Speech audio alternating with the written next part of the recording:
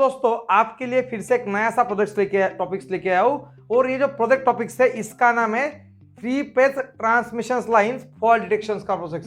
जी हाँ दोस्तों, ये इस प्रकार के 3 फेज जो ट्रांसमिशन लाइंस होते हैं, इस ट्रांसमिशन लाइन में लाइन टू लाइन और लाइन टू अर्थ फॉल्ट आते ही रहते हैं। So line to line fault mean जब ये दोनों लाइंस एक में के साथ में इस प्रकार से टच हो जाते हैं तो लाइन टू लाइन फॉल्ट हो जाता है। और line to earth fault mean जब कोई पोल के साथ में ये अर्थ हो जाते हैं तब भी इसमें लाइन टू अर्थ फॉल्ट होता है।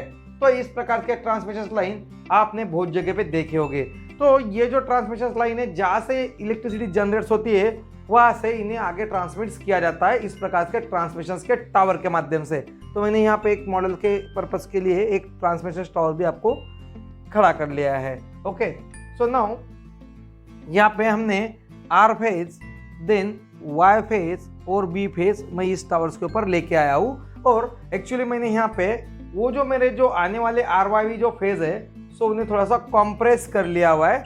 जो भी मेरे आर के लिए मैंने यहाँ पे एक पीटी लगा दिया है आर फेज के लिए, देन वाई फेज के लिए अलग से पीटी लगाया हुआ है और बी फेज के लिए मैंने अलग से पीटी लगाया हुआ है। और यहाँ से आने वाला जो सप्लाई है यहाँ से ये मैं आगे लेके गया हूँ इस ट्रांसमिशन लाइंस के थ्रू, ताकि ये पीटी आने वाले जो यहाँ पे आर वाई बी जो फेजेस हमने यहाँ पे कनेक्ट करवा के रखे हैं उनका वोल्टेज कॉम्प्रेस करके 6 वोल्ट तक लेके आए।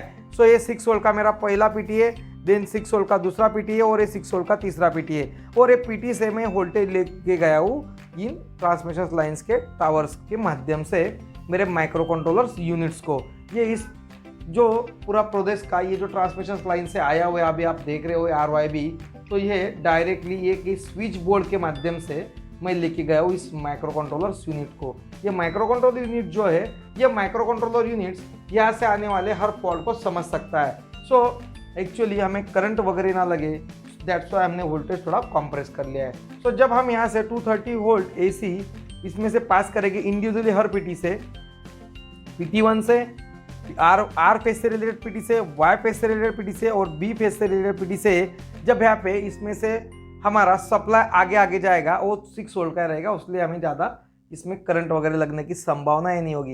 लेकिन जब ये तार एक में के साथ में इस प्रकार से टच हो जाएंगे तो ऑटोमेटिकली माइक्रो कंट्रोलर को समझ जाएगा कि कौन सी तार किसके साथ में टच हुई है और हमें वो डिस्प्ले के ऊपर दिखा देगा।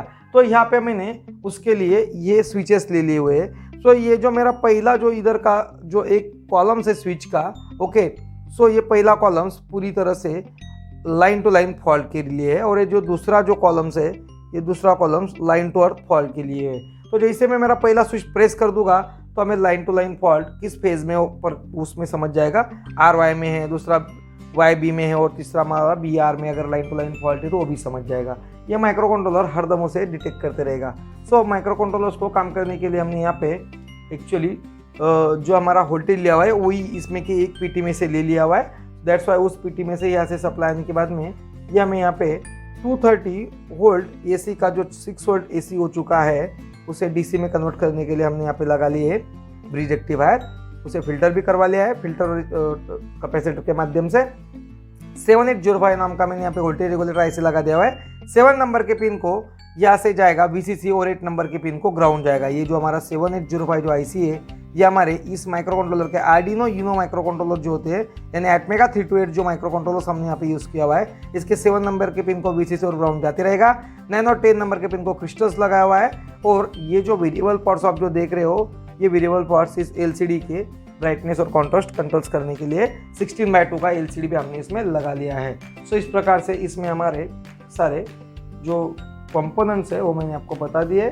ये जो स्विच है इसको हम माइक्रो स्विच बोलते हैं, एक्चुअली टैग स्विच भी इन्हें कहा जाता है। तो जैसे ये माइक्रो स्विच और टैग स्विच में ऑपरेट्स करने वाला हो सो ऑटोमेटिकली उस हिसाब से हमें यहाँ पे सिग्नल जाने वाला है। तो इस प्रकार से इसमें काम होने वाला है। और LCD के ऊपर लाइन टू लाइन फॉल्ट है तो RY में, BR में या इसमें वो हमें समझ जाएगा और उस हिसाब से ऑटोमेटिकली उधर ट्रिपिंग्स हो जाएगा। तो देन हमें ये समझ जाएगा कि कुछ इस पे फॉल्ट हो चुका है और हम वो सॉल्व कर सकते हैं। तो इस प्रकार से 3 फेज लाइन ट्रांसमिशन लाइन का जो फॉल्ट डिटेक्शन का प्रोजेक्ट से वर्क करता है। तो चलो देखते हैं इसका डेमोन्स्ट्रेशन। तो चलो शुरू करते हैं इस प्रोजेक्ट का 3 फेज ट्रांसमिशन लाइन्स डिटेक्शन के फॉल्ट डिटेक्शन के प्रोजेक्ट का डेमोन्स्ट्रेशन। ओके, ये सारा यहाँ पे हमें लेना होगा एलसीडी के ऊपर मैं इसका डेमोन्स्ट्रेशन आपको करके दिखा रहा हूँ। ओके, तो जैसे मैं यहाँ से अभी इसका स्विच ऑपरेट करता हूँ तो यहाँ पे आपको एलसीडी के ऊपर 3 फेज फॉल्ट डिटेक्शन का जो कुछ उसका नाम है प्रोसेस का वो डिस्प्ले हो रहा है। जैसे मैं मेरा पहला स्विच दबा दूंगा लाइन टू लाइन का तो ऑटोमेटिकली हमें यहाँ पे इसमें उसका फॉल्ट्स नजर आएगा। सो R2Y में फॉल्ट दिखा रहा है, तो इस प्रकार से R2Y का फॉल्ट यहाँ पे डिटेक्ट हो चुका है। अगर मैं दूसरा स्विच प्रेस करता हूँ तो उसमें अभी हमें B2Y का फॉल्ट यहाँ पे नज़र आ रहा होगा। साथ में अगर मैंने तीसरा स्विच प्रेस कर दिया तो हमें R2B में फॉल्ट है ऐसा यहाँ पे समझ रहा है। ओके, मैं अगर इधर जा रहा हूँ तो R और अर्थ में मुझे फॉल्ट नज़र आएगा। R2 अर्थ फॉल्ट हो चुका है।